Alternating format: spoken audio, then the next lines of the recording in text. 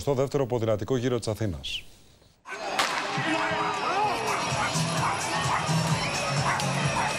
Οι ποδηλάτες έκαναν δική τους στην Αθήνα σε δρόμους που καθημερινά κατακλείζονται από εκατομμύρια αυτοκίνητα. Σήμερα το πρωί δεν υπήρχε ούτε ένα. Υπήρχαν όμως 10.000 ποδηλάτες.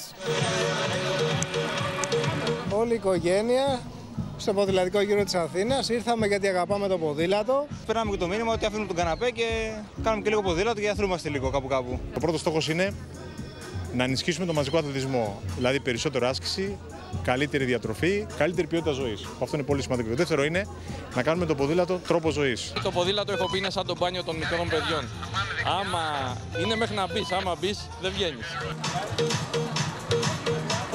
Για κάποιους η αγάπη για το ποδήλατο ξεκινάει από κούνια, αφού έκαναν πετάλι χωρίς ακόμη να ξέρουν περπάτημα. Τον έχει μίσει ο πατέρας του από την ώρα που γεννήθηκε. Με το ποδήλατο πηγαίνω στη δουλειά μου. Από Αχάρνες πηγαίνω Πειραιά, σε συνδυασμό με τα σταθερά, έτσι. Χιλιάδες ποδηλάτες, μικροί και μεγάλοι, ποδηλατούν σήμερα το κέντρο της Αθήνας, θέλοντας να περάσουν το δικό τους μήνυμα, πως το ποδήλατο δεν είναι απλά ένα χόμπι, αλλά τρόπο ζωής. Κάποιοι μάλιστα έβαλαν τα δυνατά τους να βγουν πρώτοι, γι' αυτό στον τερματισμό πήραν και δίπλωμα. Λέει ένα δίπλωμα ότι έκανα το γύρο με επιτυχία.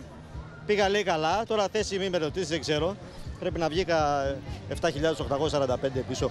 Λίγο ανηφόρα ήταν, αλλά εντάξει, για να φτάσουμε Αλεξάνδρας, μετά ήταν ωραία, πολύ ωραία. Η προτροπή είναι προς τον μέσο πολίτη να σκεφτεί ότι υπάρχουν και εναλλακτικοί τρόποι για να κινηθεί στην πόλη εκτός από το αυτοκίνητό του. Οι ορθοπεταλιές ξεκίνησαν από το Ζάπιο και περιελάμβαναν μια διαδρομή 8,5 χιλιόμετρων για τους τολμηρούς και μια μικρότερη των 2,7 χιλιόμετρων για τους λιγότερο fit.